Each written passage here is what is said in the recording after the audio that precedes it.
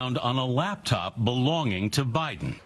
Some sort of Russian disinformation campaign effort. One eternity later. Biden emails finally authenticated according to the New York Times.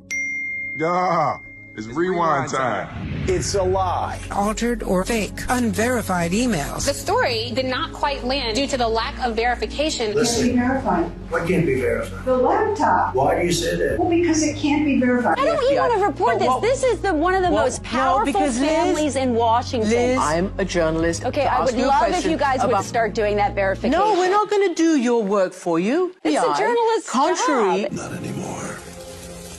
For all we know, these emails are made up. Not really stories, just pure distractions. No serious journalist should fall for it. It's a journalist's job to find out if this is verified. The bottom line is we cannot confirm the story. Experts say the emails cannot be authenticated. The mainstream media is not reporting on this story because we can't authenticate this material.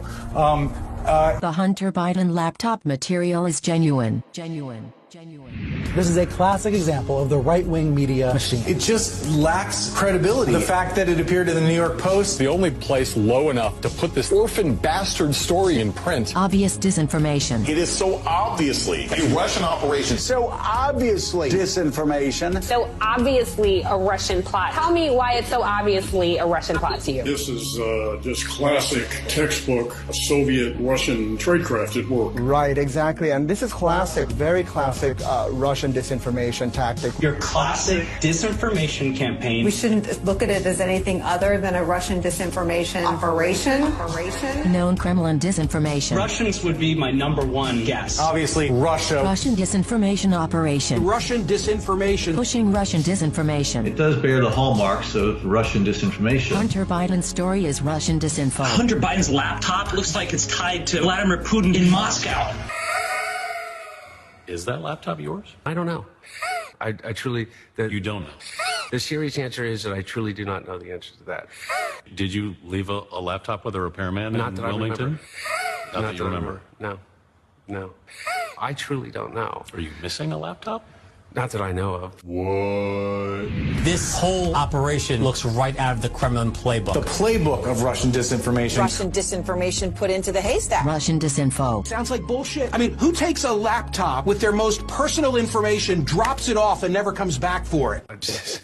You read the book and you'll realize that I wasn't keeping tabs on possessions very well for about a 4-year period of time. A Russian disinformation campaign. Disinformation from the Russians. Putin is trying very hard to spread disinformation about Joe Biden. The Biden campaign says this is Russian disinformation. There's overwhelming evidence that the Russians are engaged. It's a Russian plan. Russian disinformation. Nobody believes it except his and his good friend Rudy Giuliani. So could have been yours. Of course, certainly. Oh, that's hot. That's hot. History will expose you all as fools and useful idiots for the Russians. The idiocy. The sheer idiocy.